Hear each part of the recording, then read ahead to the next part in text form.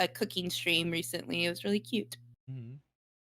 Shout out Madly, one of our verified streamers. What? Yeah. We love Madly. She's awesome. All right, Peach, we're ready for one of your greasy transitions. Greasy transition. What was the next topic? I can't. Local elections. It's covered by Madly. Shout out. There we go. You know what else is cool? What? Local elections. So I can honestly say this year was a little different. It was actually, I've been politically active for, I don't know, probably 5-6 years now. I would say since Obama's first run as president is when I became more politically aware. But his second run is when I actually got to vote for the first time. Yay. And I can honestly say this year was the first time I ever voted in a local election. What? Yeah. So we've talked about it a lot on the podcast this year. We did have a giant election national wise, but no one ever really pays attention to the local elections. And I understood some of that this year because really the only campaigning for the local election was a couple signs, around some intersections. Mhm. But we tried we wanted to put our money where our mouth is. So all of us actually got out and were a little active in the local election. So I just wanted to take a time, like, how was y'all's local election experience? It was like pretty anticlimactic, to be honest with you. Nothing too crazy, but I would say that I just didn't know a lot about the other candidates that were trying to unseat an incumbent in our local election. That was a little, I don't know, kind of a downer that didn't really have too much of their platform. I mean, I got a whole bunch of texts about like one proposition. Oh my God, hold on, sorry. Hi, JW. Hey, JW. I can hear JW's accent say that. I love his accent. Yeah, but yeah, I just didn't really know about like the other candidates, and I got a ton of text messages about there's two really big propositions that were on this ballot for our city, and it was I got a lot of text messages about those, but we had a mayoral race and we had district councilman races, so that was kind of weird, and it was not like any other election I voted in. I mean, you literally just walked up, hand them your ID, and then you're able to vote and leave within the span of like 2 minutes. Yeah, we were in and out. I think nobody was there when we got there. And then while we were leaving, 2 other people walked up and to vote. And I was like all the people we saw the whole time. I think what was really frustrating for me was if I hadn't have seen the anti-mayor ads for the mayor that we have now, I wouldn't have really known that we had an election coming up. And that was the only campaigning I saw. I didn't see anything for anybody. I didn't even know what the anti-campaign ad was against. It just was against him, but they didn't tell me why. They didn't even tell me who to vote for. So I don't know if we're supposed to be saying this, but I like our mayor now. So I just went ahead and, I re-voted for him. But then when it came for our district, I didn't know any of those names. I don't pay attention to the road signs too much. So I was like, oh, that sounds like a trustworthy name. And that's really shitty. And for me as a voter, like I shouldn't just be voting like that. I should be having an informed decision. But they don't give us any resources in order to do that. And then as far as the Prop B, we knew for sure how we were going to vote for that because not only did we see a booth outside of our national election, but since we had stopped there, talked to them, agreed with what they were saying and signed on with them, they actually came to talk to us again right before the election started. Wow. That's some great organizing. I think it really comes down to like your community organizers and getting the word out there. Our councilman, like he has a Facebook page, but he never posts on there. I think his last post was about the snow apocalypse that happened in February. And Yeah, we don't hear too much about them. But it's like, where can you find these resources? You know, you can look on your city's government page, but it's super hard to find. You Yeah. could, Speaking of that, I just wanted to say one thing. I tried to find a polling place, right? And mhm. I couldn't find nothing on our city's website, right? Like there's a whole bunch of stuff, but there was nothing. Now I did find some information on our county's website, but even then I had to like put in a whole bunch of my information to get information from them. I was just like, this is very difficult just to find out where to go vote. Yeah. That's good, Madeline. I'm glad that they do that there. Here, it's like it feels like a little like hush hush almost. And I will tell you that whenever I walked into the polling place, the polling volunteers were very surprised to see me. And I think it's because of one, my age group, and two, like somebody actually came in. I just wish that people would vote like they vote in national elections, because your biggest impact starts at your community level. Like knowing what's going on in your community, that's where you'll have the most impact, because it directly impacts you as a citizen. And we just don't have that turnout. So how can we help get that word out, and how can we like encourage, our neighbors to go vote? I I mean, don't the best thing you do is tell a friend. I mean, I honestly doubt that as many of our friends would have voted unless we said something. Like I know there's people that I talked to that they didn't even know we had an Mhm. election coming. Yeah. Yep. Yep. I Yeah. think The the biggest experience. sorry. I think the biggest problem is that we don't really listen to like local entertainment anymore. That's where a lot of our local news source comes from. Does that make sense? Like, when was the last time we put on cable television? I know for me, it's been a hot minute. I mean, I check the local cable website every once in a while, but that's about it. Just when I want to know something local, Yeah, like when I was just trying to find what day we were gonna be able to vote on, I had to go to the local news site just to find that. And then I found some nice little, like they were good informative videos, but they did feel like they were done by like college students. But at the same time, it was like, okay, like this is cool. Like it's at least something. This is a really good comment from Madley. I almost feel like it goes back as far as schooling, right? Because in school, you learn government and the focus wins up on a presidency and the whole process. I never learned about local voting from school. I feel like if I did, then I might have had more of an inkling that's something that exists and something I should take part in. Exactly, Madley. Like exactly.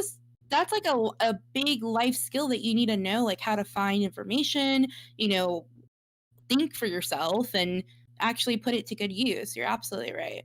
I think, and we've talked about it a little bit before. I think our world has gotten a little too big Mhm. because I remember when the weather guy came to our school to speak, and that Oh was my god, like the the biggest hottest news. celebrity, around. And now your local weather guy is barely on like a Facebook ad or something. Aw, poor Like guy. but we have the ability to reach 1,000 miles away in a way, right? Yep. But in that time, we always forget about what's right next to us, and I think that plays into a lot of people's insecurities and a lot of people's anxiety because they see like what's happening in Portland right now. Well, that's not happening to your town, right? Like it's one thing to get upset and be aware of it, but some people get consumed by things that are happening thousands of miles away.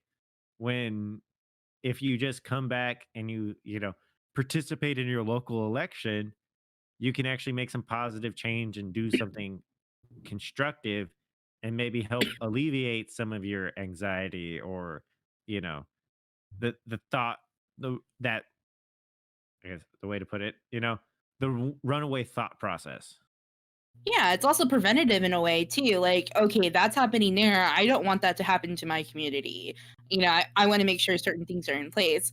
Like we had a major proposition that came through, like two really big ones, and one in particular was so divided. I mean, it was I think 51% to 49%, Mhm. like yes and no on that proposition. Like the city was completely divided on that, and a lot of that had to do with like people just being really passionate about things that are happening elsewhere and wanting to make sure it doesn't happen to our community and holding our police accountable. And I think a lot of that too was where a lot of there was misinformation out there, so people had the wrong impressions of what it entailed.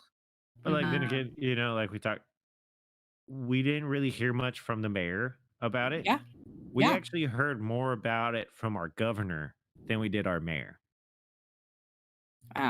Yeah, our mayor did Wow. not. That was one thing I didn't like, that he didn't endorse that proposition to hold our local police like in some form of accountability when it comes to them doing bad things on the job. And I mean, like, for example, there was a police officer who gave a sandwich full of feces to a homeless person. He was fired, and because of the current processes that we have now, he was able to get back on the force. A person like that should not be on the police force. But it's things like that that, that proposition was trying to prevent. And whether that was good or bad, that's up to, the citizens, and they voted a little, divided. But it was interesting. It was interesting, to say the least. Yeah, I felt like I was a contributing member of society afterwards. Our That's sick. experience is like to me it was just like it was so weird because we get there and Crazy can see in the door, and the guy that's supposed to be directing us, that's when he pulls his mask on, is Well, whenever they he had sees face that people shields. They were didn't coming have in. masks. They had those Yeah. Yeah. One of I'm the just ladies like- at ours had a face shield, and then another lady didn't have anything on her. You just wear it, the shield and the mask together. yeah, but still, I mean, so hopefully if they're going to be in the public like that, or public servants, they've had access to the vaccine already. Mhm. So hopefully they've already taken it. But at the same time, what does the fucking shield do? Like that, it does nothing. Nothing. Like No. I get the mask could stop stuff, but the shield is just gonna like send it around the shield. I don't. It's like shield is- directed focus in one particular area, I feel. Oh my And God. then he guided us over to our machines, and he said, "Here, use this pencil so I don't have to wipe down the machine afterwards." And I'm like, "That's kind of fucked. Like, I'm still breathing in its area. Like, you should still wipe it down." Yeah, like what's And some then- Lysol? Like Yeah. And he didn't really say what to do with the pencil afterwards, so I set it off to the side so that you can be picked up, wiped off, and used again. And as we're walking out, he's like, "Oh, where's your pencil?" I was like, "Oh, I just put it off to the side." And he goes, "You didn't want to take it home?" Why do I want to take your pencil home? I don't know right. where It didn't been. even say anything. It was just a regular pencil. You know what I Yeah. mean? Like It was it's not like even an I piece of voted sticker. swag. Yeah. And then it was like they're like, "Oh, if you want the I voted sticker, it's on the roll right there. Just take it off." I was like, "Nah, I'm good. I don't need that." Guys, I really think that my last couple experiences voting has made me start considering, like, you know what, I should be a polling place volunteer. And I know it's like full of old people that are retired, but I kind of really want to do it because I feel like it's important to have like those practices in place and be enthusiastic about it. And I think maybe that's something you could do, is like if you want to get involved locally, volunteer or do something like that. See, I think the only downside is that you have to be a registered party member. Mm-hmm. So, like, what if you're an independent? You know what I mean? Exactly. Would an independent be best because they're not on anybody's side? No, you have to have like a Republican representative and a Democratic representative at a polling place. That way, if something were to happen, that there's no like colludey stuff going on. I feel it. But then again, it's like what you were saying is, I guess, if we don't step up, who's going to? Yeah. Right? Because our parents' generations, they haven't been the most or they haven't paid the most attention to what's going on, really. I Mhm. mean, I know my parents, I've never seen my parents vote in a local election. And they only vote, they go vote for the president, and that's like it. Yeah, my mom too. I want to say the first time I ever voted was after I moved to San Antonio, and it was a local election because we just went to the school down the street. I didn't know any of the council. I didn't know what was going on, what I was voting for. My aunt, she was like, "We're going to vote." I'm like, "Okay." Like, good for taking me out there, bad for not getting me informed. I mean, but honestly, it was 10 minutes of our day from like start to Yeah. finish. Like, Mhm. we were going to the store, so we swung by, knocked it out in less than 5 minutes, back in the cart, and we were on our way to the store. Yep. Yes. Ours is just done by the kiddos. Like we could walk there. Just Yeah. It was I don't know. Stay I wouldn't say stay woke, but I would say like pay attention. Make sure that you know what's going on around you and step What up did they too. start saying instead of say what? It was stay aware. Yeah. yeah, stay. I like that. I like that a lot. Stay aware. Yeah. Yeah. Anyway, I hope you guys vote. I hope this encourages you to vote in your local election or to try to find out information. And you can always start by just looking up who your council person is, what they believe in, and even where they're off. Doxing 'em. No, don't dox them. Don't condone that. We don't condone that here. But yeah, we hope that encourages you guys. So